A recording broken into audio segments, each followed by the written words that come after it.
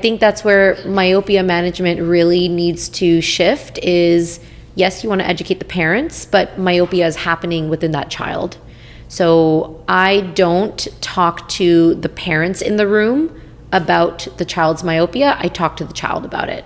And they're pretty smart kids. They're listening to every single thing that we say.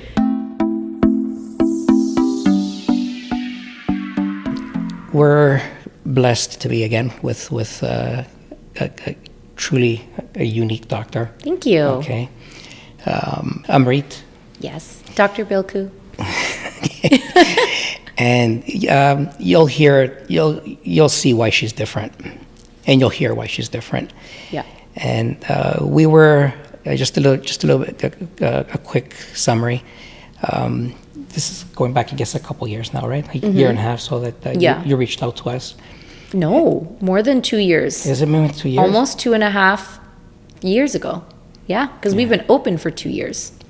You had a thought, and you weren't the deer in headlights. No. Okay, you knew what you wanted to do, and how your final outcome. You had a vision for it. So, starting question. As someone that worked for the big industries, the big boys, what motivated you, besides monetary, to leave them and start something on your own? And in doing that, what made you decide to take on a partner? Yeah. And instead of saying, "Oh no, I'm gonna spearhead this myself." Yeah. That's a great question. I definitely had the desire to open mainly for autonomy, not monetary. That was kind of second or third on my list. And so that kind of goes right into what you said. I had a vision right away, right? I did not open a practice just by waking up one day saying, "Oh, I'm going to try this out." No, it was from all the prior experiences I've had before. You know, I've learned great things from every place that I've worked, and then I took everything that I loved about all the different places, and I took all the things that I did not like about all the different places I've been at, and to say I really want to curate something for myself. And I am heavy in pediatrics, and peds is definitely an underserved population in the optometry world. There's not even a lot of, CE lectures out there for, learning about pediatrics outside of optometry school. And it's not the most common topic talked about in, all sorts of education types in optometry. And I spend a lot of time with my pediatric patients because for them, the eye exam only takes 5 to 10 minutes. It's the counseling, right? Counseling the parents and the kids on how to prevent things because they're so little, they're growing, they're changing. That takes a lot of time, and we don't get paid for that. And I don't have that time to counsel in all of the other places that I was working at as a new grad, and I didn't enjoy that. I'm going to pause for a second. Our delivery guy just showed up. I'm so sorry. Yeah. I had a vision the whole time that eventually, when I feel confident enough as well to manage my own practice, I want to curate a space where I can do pediatric eye care with no limits, no boundaries. So that's why when I met you, I already had that vision, because that vision was simmering within me maybe for a year to a year and a half. And then speaking of money, that's why I wanted to open up with a partner, because opening a practice by myself was, as a new grad or 3 years out of school, is very daunting with all of the loans that we already have on our heads, and then trying to get business loans and being responsible for paying for your own practice is very scary. Stressful. And I knew from the get-go that I would not want to open by myself. I wanted to open with a partner that could also complement what I want to do in the practice. I did not want your better half. Yeah, found my better half, Dr. Manraj Farvaha. He really is, honestly, because we like the total opposite things, which is great, because now our practice can really be full scope primary care without us having too many hands and too many cookie jars, right? We can actually spend the time with our patients doing whatever specialty services we love because we have the time for it and we're not trying to do something that we're not passionate about. And then we were spoiled enough to be partners that, yeah, then the budget increases too, because you have both of your budgets combined. You can open up a bigger space. You can have nicer finishes. You can have nicer products, fancy equipment, fancy gadgets that you want. Maybe we spent a little too much in the beginning, but it was worth it because we both had a similar vision for the practice. And then we both were able to financially support the practice together, which made it just such an easier process and way less stressful. I think we were more excited than anything because we had each other to kind of lean on and each other's spouses too, to lean on, which it's a 4-person team and it really made a big difference. So it was a good positive experience. Did you ever feel that, oh my God, I think I'm getting in too deep? Yes. Am I making the right choice? I thought that last week. Should I stay? I thought that last week when we went over the KPIs. We went over the numbers and I literally told my husband, oh my God, should we just back out of this?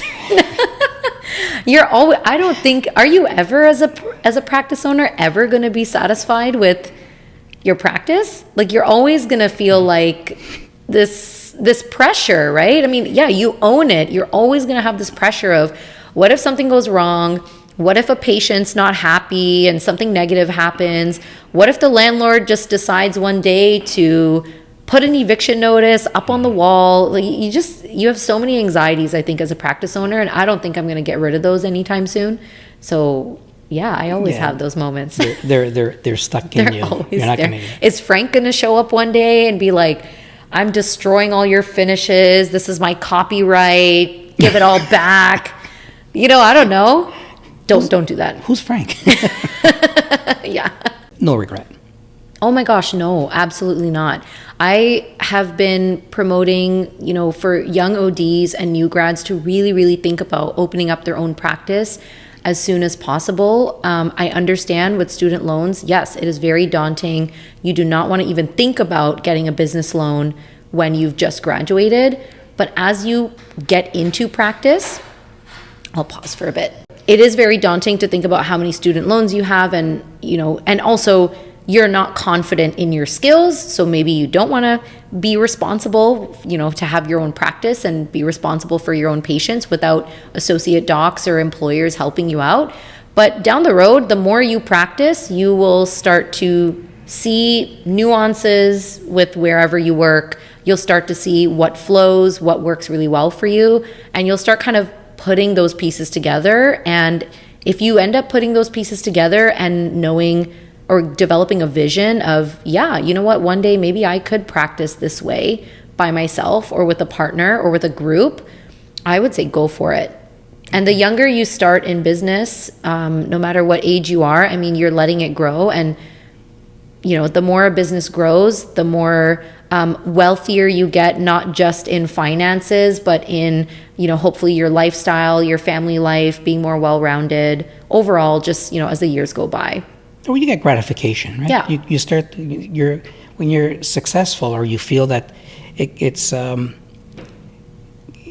like a roller coaster that never goes down. Yeah. It's always going up. Like you're getting more and more excited about the whole concept, right? Mm-hmm. For the grads that are just coming out and they are being approached by the big boys, and I get it, especially if they don't have parental support or any other way of dealing with the loans that they've built up. As a doc. Yeah. And the fact that you've gone through this, and it's not 20 years ago, 30 years ago. Yeah. This is relatively fresh in your head. Recent. No, this is, I really do see that there's this like new grad roadmap that kind of everyone goes through. So most new grads do end up entering a corporate setting right when they come out because yes, you do have often the promise of a full schedule right when you come in. You're getting paid per patient most of the time, obviously, for your services. So you're calculating, okay, how many patients can I see a day? How much can I make? And so obviously in a corporate setting, there's more flexibility in, how much you can get paid, because corporations have a lot of money. And that's great. Yeah. But it's a controlled environment too, right? So it's very easy to get into a corporate setting. And I think still it is a great experience, because there's a lot of good things about corporate and private practice if you're with the right employer who provides you with all the opportunities to practice different specialties. Like, this applies to any sort of a practice, whether it's corporate or private practice. I think the employer, how the staff works together, how much autonomy you get is really important. And you start to learn that after you see the dollar sign, right? So you always go somewhere as a new grad to where the money is, whatever, location that is. But then as time goes by, you'll start to notice those other important factors of, are you allowed to make decisions on what lens designs? Are you allowed to make important decisions on what lens design you want to offer your patients, or how much time you can spend per eye exam? If you don't want to do a 10 or 15-minute eye exam, you want to do a 30 to 45-minute exam, is that location going to allow you to do that? Because as an independent contractor, you are supposed to be allowed to do that, because you are not employed by anybody. So technically you should have that authority to do so. To make that call. And so wherever you work, that should be the thing that should be most important. But I totally get, as a new grad, I also went where the money was. And it does mentally take a load off of you for that first year or two, because if your salary is much higher and you're making a lot, and you can pay down the loans, great. Then you'll start to realize afterwards what else is important to you. And no matter how much we prep new grads in that, of think about those important things first, I don't think anyone's going to listen to what we have to say, because those loans are always like the number one thing on a student's mind. So at the end of the day, they're going to follow the path of what helps me to pay my loans off the fastest. And then when they crash and burn, then they'll listen to what we had to say. Because I did that. I did that same thing. You fell into that? Oh, of course. Yeah. I crash and burn maybe by year 2. I was working 7 days a week at 4 different locations every week for 2 years.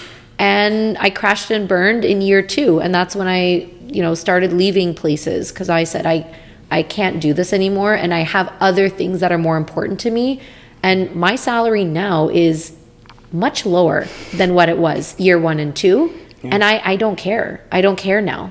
Now I have other things that are more important to me, and you start to learn that, I think, as you grow and as you build your life outside of school. Yeah, but you've got a passion. Yeah, that too. People underestimate that word passion. Okay, there's a dollar value to that passion. Yeah. Okay, not meaning that it's worth this much. Dollar value means for personal satisfaction. Yeah. Okay, when you adore something and you want to see it come to its fruition as much as possible while you're, the gift that we have on this planet here. Yeah. You want to do your best. Yeah. And the reward at night, when I go and close my eyes at night, I replay the day. Yeah. Every single night. And I can't turn that switch off. Yeah. Okay? I've tried to turn it off. I couldn't turn it off. We're the same person. Okay. So I replay it, and did I say anything to offend anyone? Did I say the wrong things? Could I have done that better? Yeah.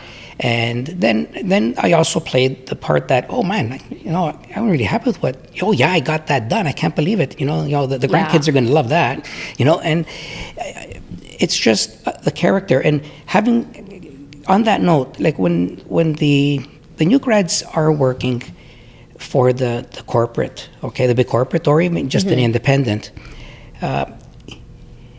they should be riding coattails. At least in my, they shouldn't be riding and say, "Oh, this is a free ride. I've got security here and everything." Yeah, that's not why you became a doctor.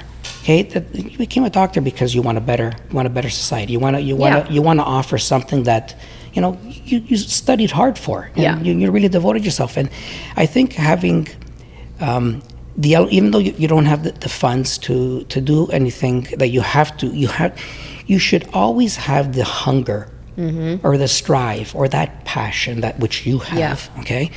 To say, what can I get out of the environment that I'm in right now? Yeah. To learn, to better, And then to eventually attempt on my own, okay? So, in my opinion, like if I can, as a non-doc, okay, to a young grad, I would say, play every day as a day that I'm still in school. Yeah. But now I'm in the real world, okay? I'm not just learning off of a piece of paper or off of a chalkboard or off a presentation board, okay? That we are taking what we're blessed with, okay, which is our environment now, and picking everything that you can make a difference with in the future. Yeah. So that's true. That's good. Am I overstepping my grounds like with the docs here?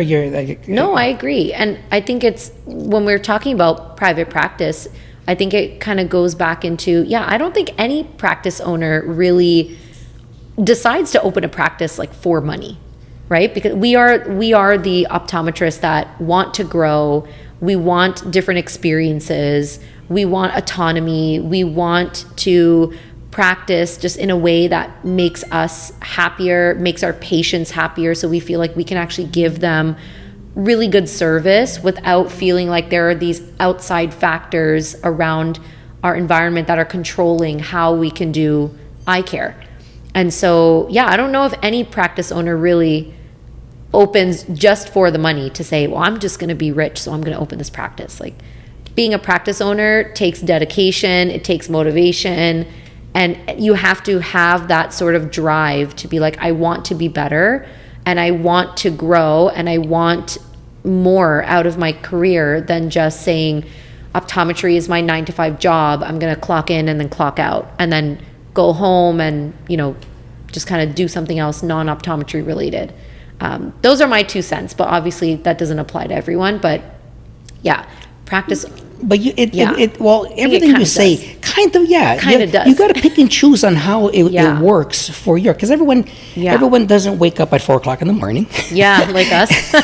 And everyone doesn't. Everyone has their own timetable. Everyone has their own pace on how fast they want to learn and how fast. And I get it. To the ones that are happy with just blending in and being the fillers, because we need fillers, okay? We do need the fillers.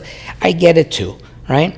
But always, I've been taught always to try and make the best of every single day. Try and learn as much as you can, because you never stop learning, okay? Keep an open mind to everything. Different topic. Okay. When we talk now, we're not going to talk to because the new grads, they're very ambitious, right? They want a pretty office, right? They want okay, so they get the retail component of your business, and ever since we started my company, which was called Urban Spaces, it's about 16, 17 years now. The front to the back, or the diagnostic to the retail, has always been a challenge. To try and get the doctors to understand, okay, and showing, and also because we get a lot of pushback from the staff too, okay, because especially the older staff, where like I say in my terminology, I'm ruffling their feathers. Okay, and I get it. They've been doing something that's right now I consider prehistoric. But they're set in their ways. They've got their little nest that they sit in, and their certain way of doing business. But the way that the industry is changing, I noticed we got in at the right time. We got in when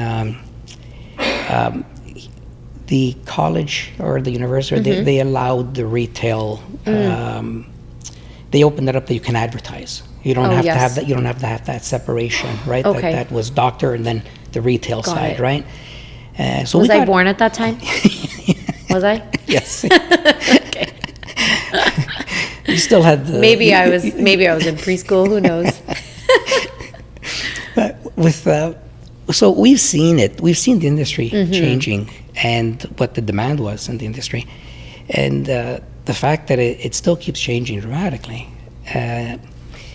We find it very hard to get the doctors to understand that a lot of their potential. Okay, step one back. You can spend all this great time with your patient. And whether you're on a 20-minute rotation, 15-minute rotation, we had some docs who were on a 12-minute rotation, okay? Jeez. Which I don't get. Yeah. But, and then you get, some extremes that are 45 minutes.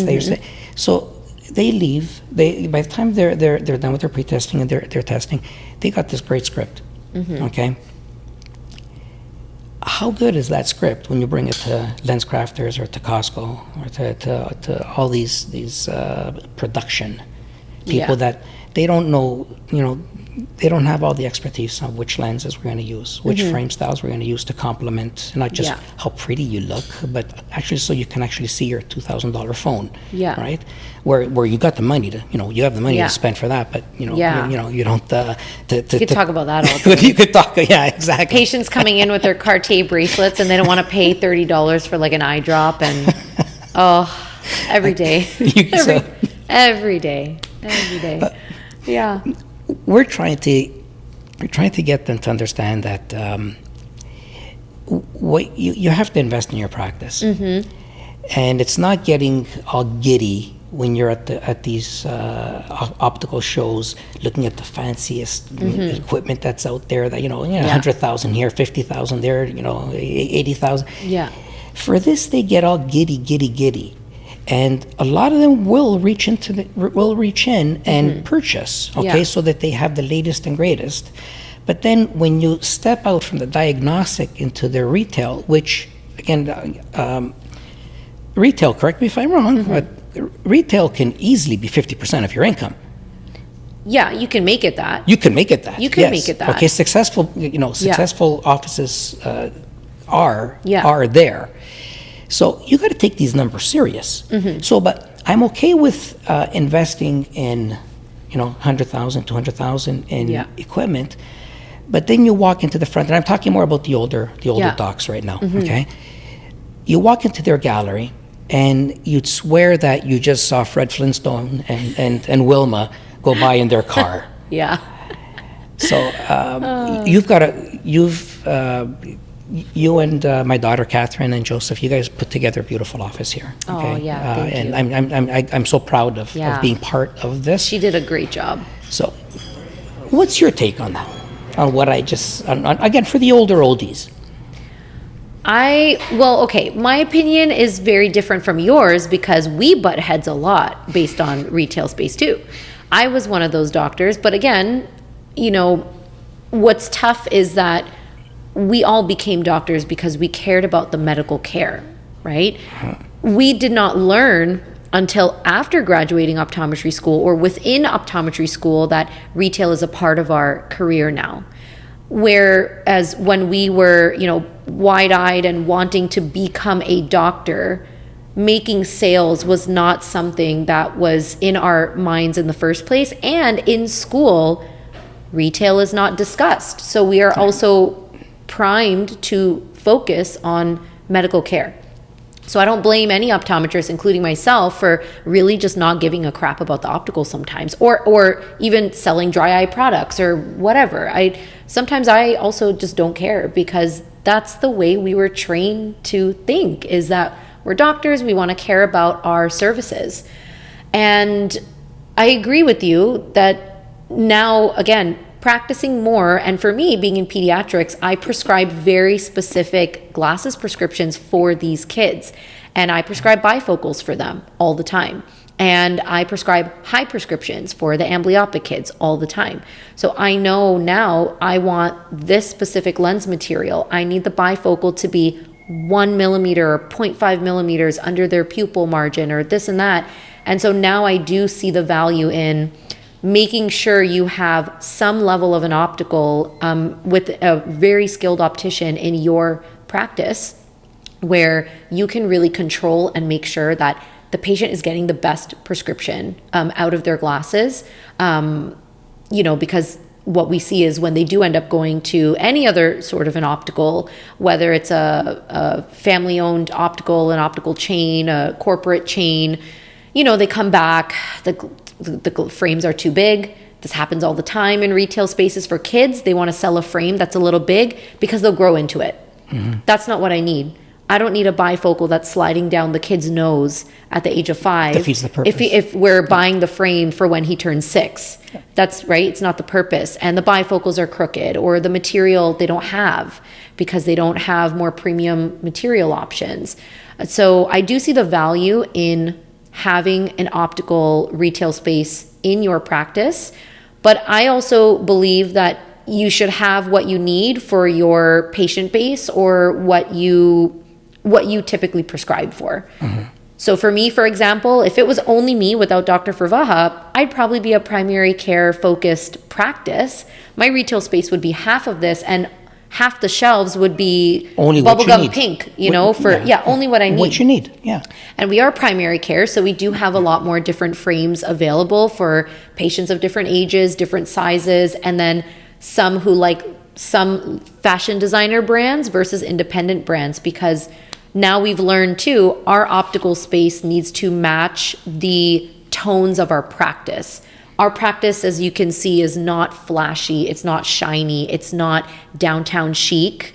It's very earthy, very warm, very homey feels. And so we want more kind of those frame brands that have more neutral tone colors, more subtle designs, nothing too flashy and in your face, because then when the patient walks in, we kind of want their feelings to match the clinic and then match what frame selections they have. So that was really fun after we've opened to try and figure out what frame brands really go with our practice. And we're still learning that. Dr. Farvaha and I are still debating on new brands to bring in that kind of reflect the attitude or the personality of our clinic, so you can have fun with it too. It doesn't have to your voice though. Listen on how your voice is changing a little bit. I know. Okay, Now it's fun. we went from diagnostic. You're strictly diagnostic now, and now you're finding fun in the retail. No, it is fun. Okay, over and above. It is. So I hope the audience didn't misunderstand what I'm saying here. Okay, with the fact that I'm making it retail based. Okay. Yeah. That's the bonus. Yes. That's the cream on the cake. Okay. What my point is that you go through all this time and effort and I could talk out of experience because I am the nightmare of every single doctor that refracts me. Okay? Yeah. And I will give you that opportunity too. Okay. So you can see how nuts I am when it comes to, I want to see when I was 10 years old. I want my vision to be as perfect as it could possibly be. Oh, yeah. I am beyond demanding. You're a nightmare patient. I am a nightmare patient. Okay. So having said that, you do everything under the sun. Yeah. Okay. Back and forth, A, B, C, A, B, for half an hour. I don't do any of that. I don't even do a 1 or 2. No, you don't. No, I don't. I don't use that fancy phoropter that Dr. Farvaha wanted. Oh, you're He uses it every day. The liquid one? Nope. I haven't touched it. No. Haven't touched it. I'm such a dinosaur too, actually.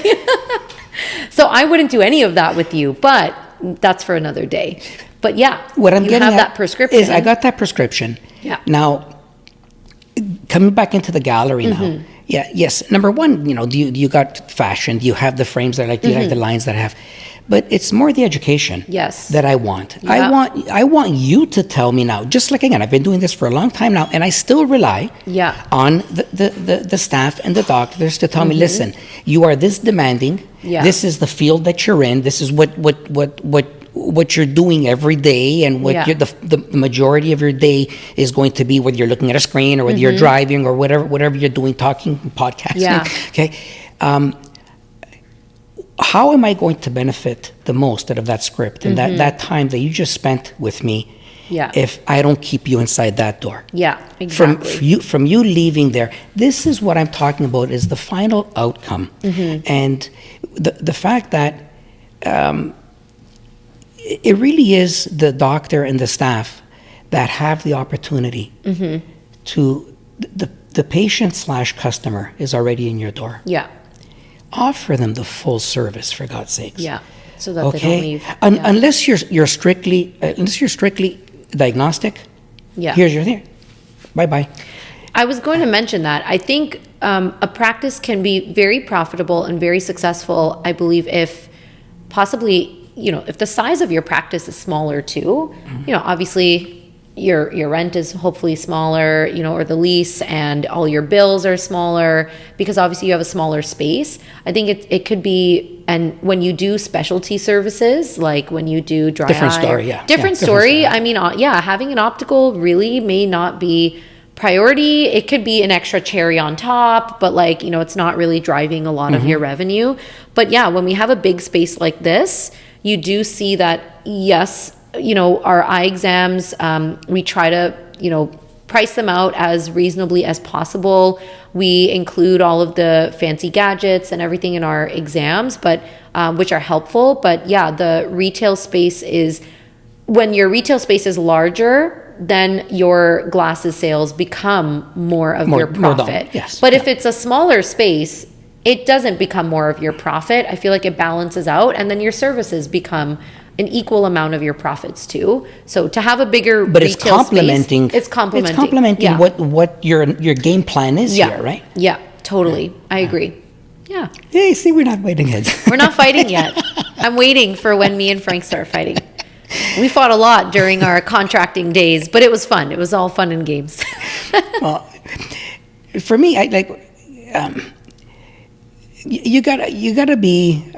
You have to have that gratification. You gotta have. Yeah, I get 100%. I think my character now. That I do care about the human race. Yeah. Okay, I care about our youth. Yeah, I care about letting people know. What do we have to do so that we could reevaluate.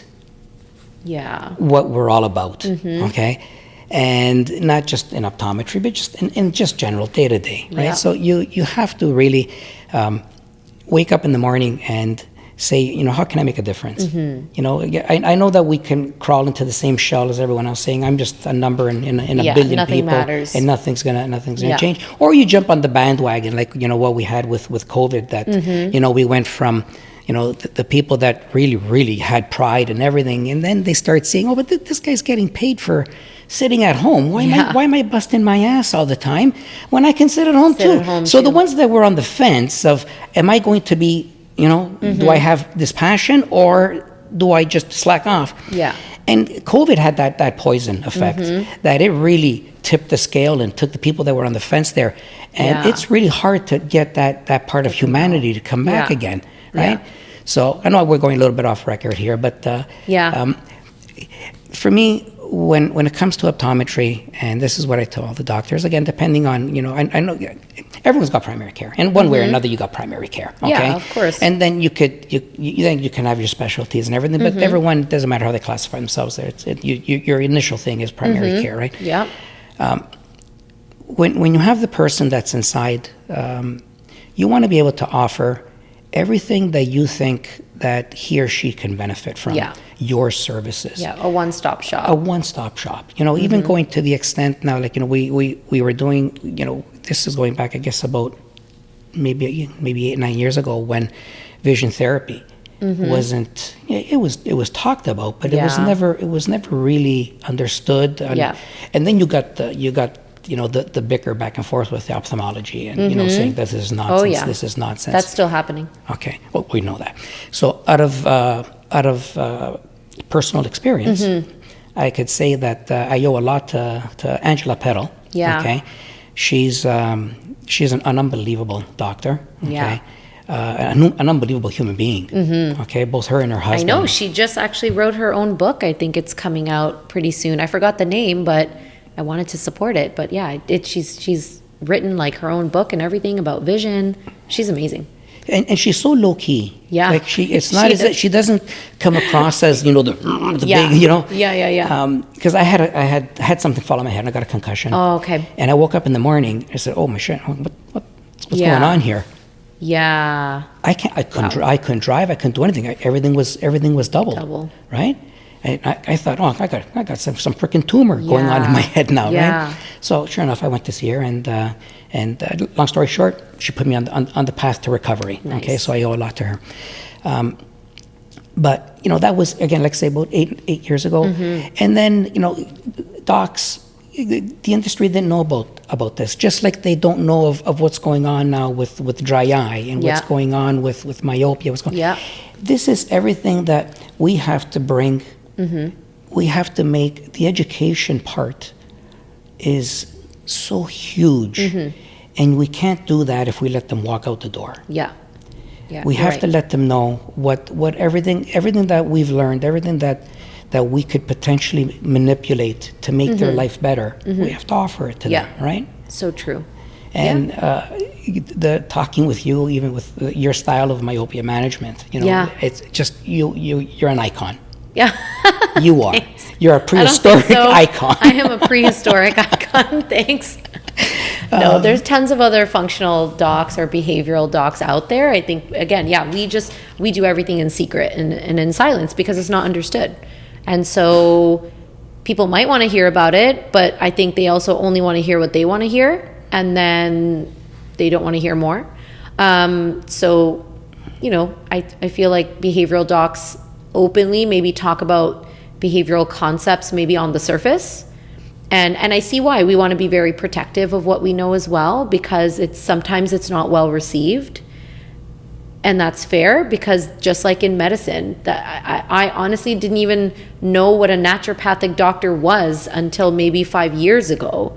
But they're out there, but I think they're just not as open and aggressive about what they know, because they might just want to be really protective about what they know, because not everyone's going to be very open to receiving that information. But yeah, prehistoric icon, I like that. I'll put that on my Instagram profile. I do want your take on the latest topic for me right now, and I know for me it's latest. Okay, it's been around for a while now, but I don't think it really hasn't hit people's attention on how serious it is with myopia in the children and what's going on. And can we get just your take on how you like to deal with this? I know, because you're very strong in the industry. Okay, great reputation, and I think that from the little that we spoke about it, that the children appreciate how you're handling this. Yeah, because I'm talking to the kids about it. I think that's where myopia management really needs to shift is, yes, you want to educate the parents, but myopia is happening within that child. So I don't talk to the parents in the room about the child's myopia. I talk to the child about it. And they're pretty smart kids. They're listening to every single thing that we say, even at the age of 1.5 years old to 2. So, anytime we see risks of myopia developing in a child, my goal is to ask the child, what are they doing every day? How are they doing things? So, if you're on an iPad or a phone, where are you holding it? Show me. Do you hold it while lying down in bed? I don't think any doc is really asking, are you reading or watching your iPad while slouching in bed, slouching on the sofa? A lot of kids are holding their iPads while they're lying on the floor on their stomach. So these posture-related issues are contributing to all the eye strain and potential myopia development. So we, demonstrate to the kids what sort of posture you want to have when you're sitting at a table with your screens. We're not trying to eliminate the screens, because obviously that's just an unrealistic expectation. But we want our kids to be smarter with the screens, and then the parents to be smarter with them. So, associating screen time with, I'm allowed to have my tablet if I use it while sitting at the dining table with both feet down on the floor, my back up nice and straight, and my arms rested on the table, or not even holding the iPad. It's just within arm's reach on that little stand that it has. that's still screen time, but it doesn't need to be in your hands. It doesn't need to be floating in free space, leaning closer to you, where you can bend over now, hunching your posture, getting more tunnel vision while staring at the screen. We want your posture to be upright, because when your head and your neck are more straight ahead at eye level, you actually get more peripheral vision. The peripheral part, yeah. Yeah, and you start to breathe deeper, and you start to breathe slower, and then there's less of a stress response when you're on your screen. Same with coloring. Coloring is a huge one. I think we're focusing so much on screens, which is fair because screen time has just increased, and yes, that's contributing to myopia.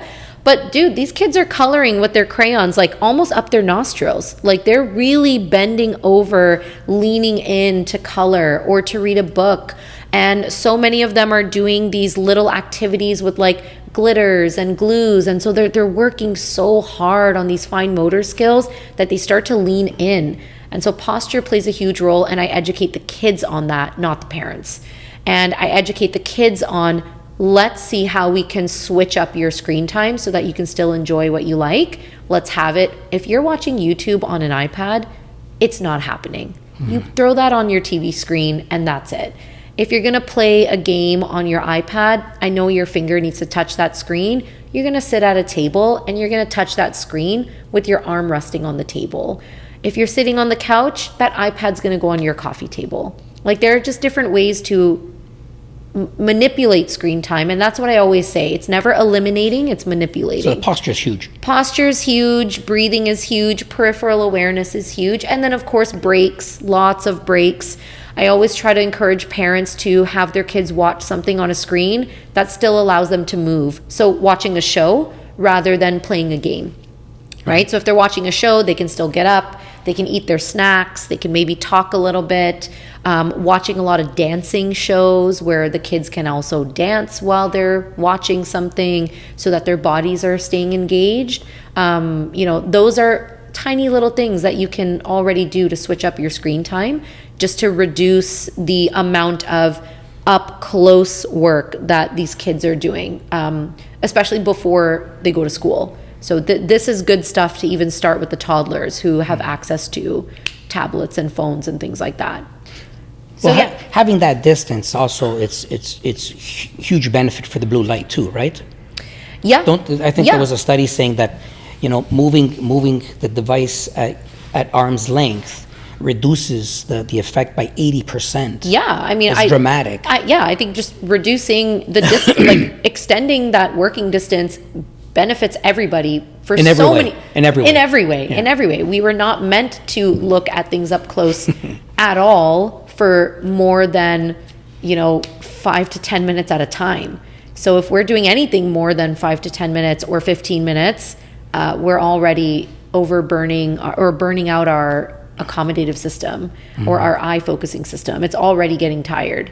So that would benefit anybody, especially kids, just to put a farther distance from their face and whatever near task they're doing. Yeah. A little bit of a rough question now. Okay. If again, just your opinion on it, like for the Halt lens. Oh, okay. Okay. Where got it. That there's this is an option of how we're going to get this under control. Yeah. Okay. What's your take on that lens? I actually did an entire Instagram video about what I like to say are medical treatment options for myopia versus functional treatment options for myopia. Because you're right, there are so many different treatment options, and one is not better than the other. One will work better for you based on your philosophies of what myopia is, and also what works better for your family's health values and your family's schedule and routine in general. So not even the Halt lens. Let's just kind of break down medical options versus functional, right? Okay. Medical options are clinically proven options that help to reduce myopia up to 60%. So let's keep in mind there's still 40% that it has not addressed. Right. Okay, and so those are things like Ortho-K, the Halt or the DIMS lenses, and then soft specialty multifocal contacts with the distance center design. And so all of those options have been... Atropine. Oh, sorry, and atropine, sorry. Wow, I really don't use atropine, so it really slips through my head.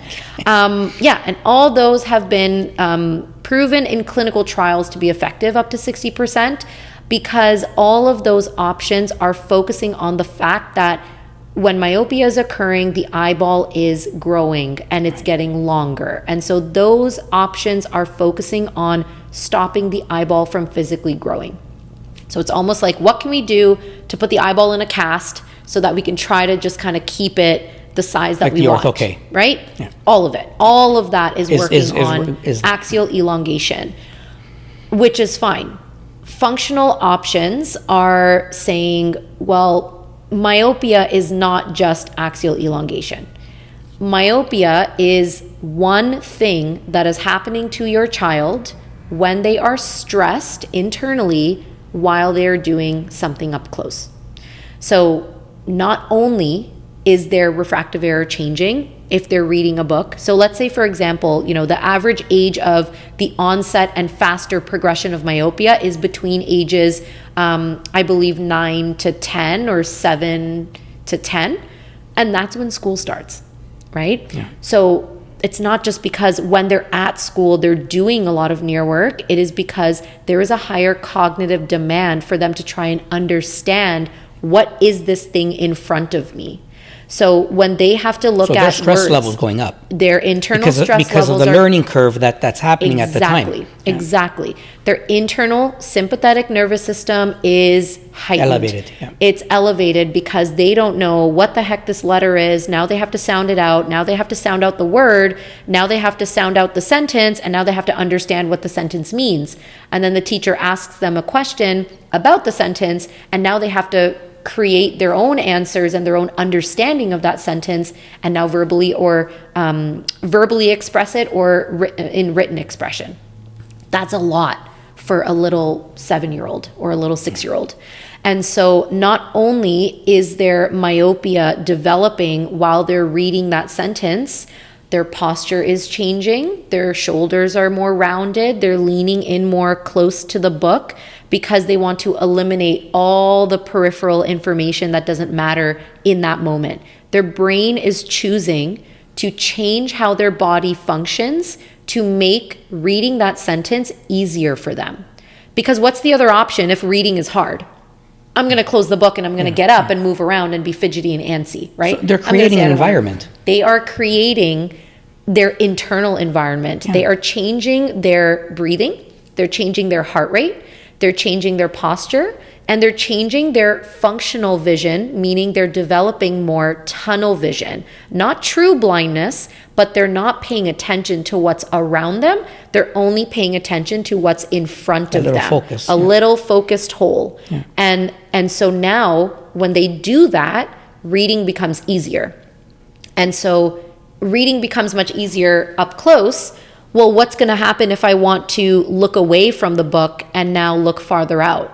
I have all this tunnel vision that's stuck here. Yeah. I've eliminated my periphery. My heart rate and my breathing pattern has not changed.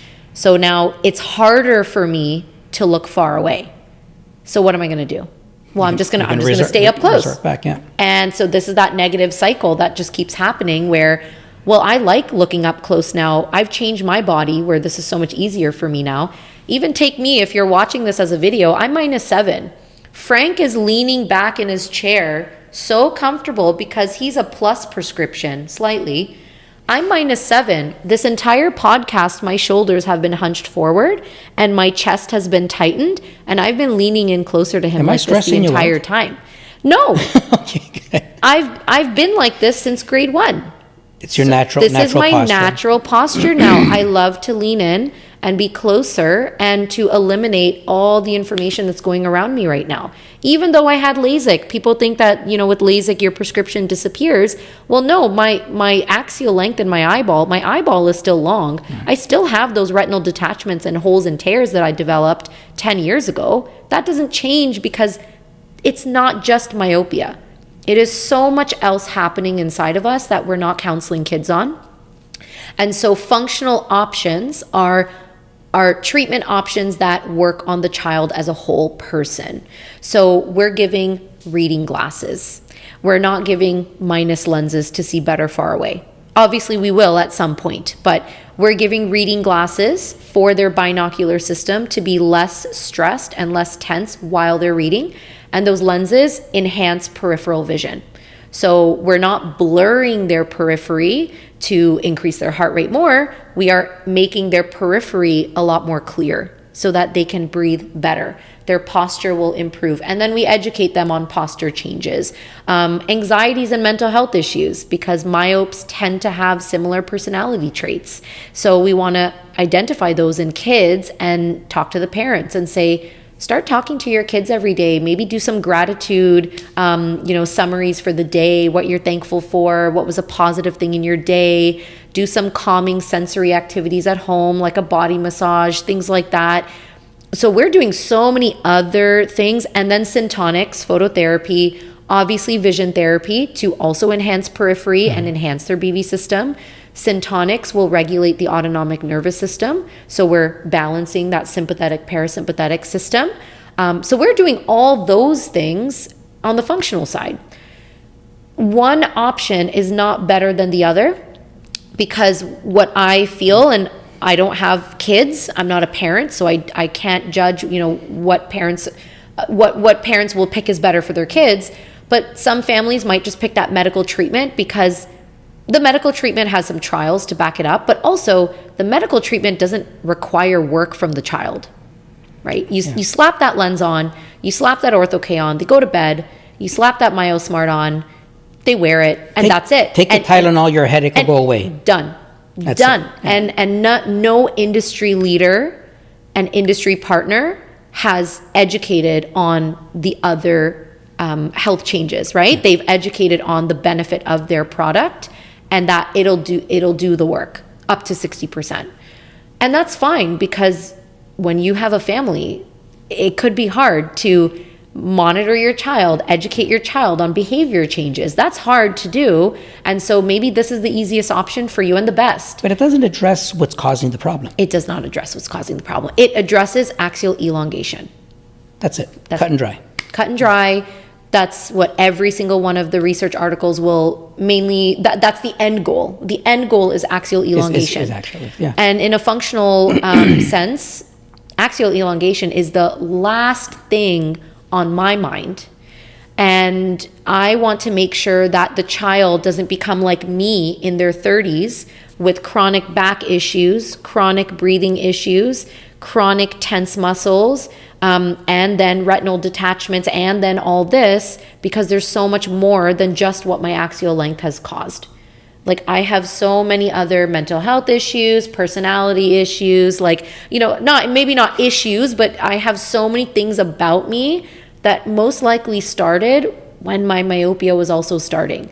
And no one counseled me on changing other things about myself to maybe help slow down. To minimize it, yeah. To help slow down my refractive error. Yeah. No one talked about posture, breathing, anxieties, just like you mentioned before. You were saying sometimes you review the end of your day, like, did I say something wrong to someone? Was this okay? I do that all the time too. And trust me, a lot of high myopes are probably doing that. And a lot of high myopes are introverted. They have performance anxiety. They have a desire to please others, aka their family members. So they try their best, and they always want to, feel like they've achieved a lot because they have such low self-esteem and low confidence. So yeah, there's a lot of different functional parts of myopia that are going on. And so if you choose a functional option, it is still effective. Now, there aren't clinical trials to prove that, because every individual's stress level is different. That's right. And everyone's stress patterns are different. So how can I put you all in a little box and say, well, this will work for 80% of you? Now, there are case reports, there are retrospective reviews, there are textbooks on near-point stress. All the data is there. All the evidence is there. It's just not in a clinical trial. And so it really depends on your philosophies of...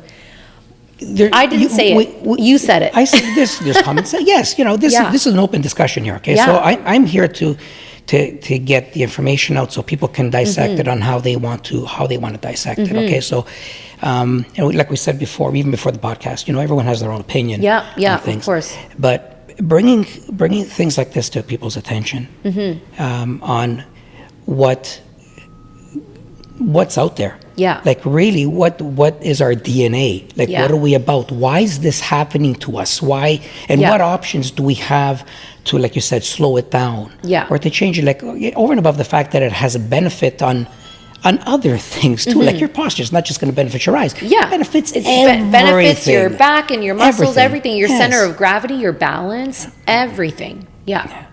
Yeah. So 100%, this is why, I wanted to bring this topic up with you. I know you're very passionate about it, Yeah. and that you have your ways of doing it. Yeah. And hats off to you on Thanks. that. I know, please keep a strong head Yeah. on this, okay? Because with your passion, you make the difference. Yeah. Yeah. Yeah. So I think for parents to just know that there's no, they will feel very overwhelmed when they know that their child has myopia and that they have all these options. They don't know what to pick. I really don't think you're going to benefit from one more than the other. You have to just pick a treatment option that works well for your family, for your family's lifestyle, for your family's health goals, and also to make sure your child will be compliant with it, right? So yeah, sometimes it is easier to just kind of, put on these lenses and not have the child change anything. Yeah. But we haven't even touched the financial part. Right? And you'll be surprised at how well these kids will change their posture when you as the doctor turn your stool away from the parents and look at that 3-year-old or that 4-year-old face to face and put your teacher hat on, show them the posture, show them the arm's length distance. And I kid you not, every parent comes back and says, oh, they've been so good. They've been like, their back is all stretched. They've been coloring like this because the doctor told them to do. They listen to the doctor. They doctor. listen. And people don't take that time with pediatrics. They always focus on the parents, and the kids are listening to every single thing you're saying. And if you're not telling the kid how to make their eyes stronger, don't say their vision is bad, their vision is weak, oh my God, their glasses prescription is so high. Don't say these negative things to them. Just say, their eyes are getting really tired. We want to give their eyes more energy throughout the day. And, this is how we're going to do it. We're going to make sure their back is nice and straight. Done. It is so easy. Put a positive spin on it. It is so easy for these kids, and they'll listen, and they're very smart kids, and they'll figure it out. But again, it depends on the family. It depends on your philosophies. A lot of parents want what has been clinically proven. And again, that is what a lot of people want, and then go that route. I don't have that philosophy, so I don't provide those options. But that doesn't mean that those options are wrong. Because again, like I have a business partner, Dr. Fravaha, also believes in those medical philosophies and offers all of those options, which is great because then whatever direction you want to go, you have 2 doctors that are going to help you out with it anyways. You're going to have a functional option and you're going to have a medical option, and you're good. You assess it, and you see which path you're going to take. Exactly. Yeah. Okay. No, but being genuine about stuff and knowing not to biting your tongue. All it does is it delays. Yeah. It delays the inevitable by biting your tongue. Yeah. And you're not benefiting yourself or the people around you. Yeah. Right. So try and be the person God made you. Yeah. The loud one. Best. So and especially the fact that you're a doctor. Yeah. You take this as you were a gift, that you have that privilege to be a doctor. I'm going to add to that because I think that is something that has been on my mind over the past year of now learning behavioral optometry and functional optometry, and then learning about functional medicine and naturopathic medicine. The definition of doctor, or like what a doctor should do and provide and how a doctor should practice, I believe in Canada and the US, it is still so ingrained that you have to be always providing the medical options. Clinical. It's always about the clinical data. Yes, it is about clinical data. Clinical data has helped medicine evolve and save lives every day. But it's straying away from what our bodies naturally need, what our bodies are going through naturally on a day-to-day basis. And then you just see, all this social media content, or even just people in the room always saying, negative things about functional medicine and naturopathic things and holistic wellness, and it's all hooey, it's all, whatever, it's not really working. And I think it's my definition of how to be a doctor now is so different than 2-3 years ago, because I would also judge those doctors that wouldn't follow the evidence, right? The clinical evidence. And, what do you mean you're going to just try, ashwagandha powder, like for, your blood pressure? What do you mean? No, it's not true. And I would tell my patients that. I'd be like, no, I don't believe in any of that. I don't think you should put, rose oil in your eyes, if you got it from Asia. I would really judge those things. And we are taught to not promote those things and tell our patients, like, these are not safe. These are not safe options because we don't know anything about it. That doesn't mean that they're wrong options. Mm-hmm. We're just the idiots who don't know anything about it. Or you're closed-minded. And we are so closed-minded in North America, in the medical space, in every school. We don't learn in optometry, in medical school, in dentistry, in pharmacy, any sort of PT, OT school, whatever it may be. I don't think there's a single course on nutrition. Like we do and those are the basic fundamentals. That's the starting. We do point. not learn about the gut microbiome, and we learn that our autonomic nervous system is connected to our pupils and our focusing system. But the minute I tell you that our autonomic nervous system changes our focusing system to cause myopia, it's wrong. Why are we accepting some information and then not others? So I think to be a really good doctor to your patient is honestly to be open, to discuss the options that you're familiar with, and then to ask the patients more questions about the options that you don't know about that they brought up to you. To be like, what do you mean that there's this other option that you've heard of? What do you, like? Keep an open mind. And anytime I think I had a patient sit in my chair once talking about iridology. So they said, I had someone look at my iris and tell me everything about my childhood and my past. I didn't scoff them and go, that's bullshit. I turned around to my computer and said, oh my gosh, what do you mean? Tell me more. And I Googled iridology and I went, I want to go see one now. Like I want my iris checked. What can they find? Be open-minded. Don't shoot down these patients, because you know what? Iridology, I think, has probably been around for centuries too, because they couldn't see inside your eyeballs before. They had to see the outside.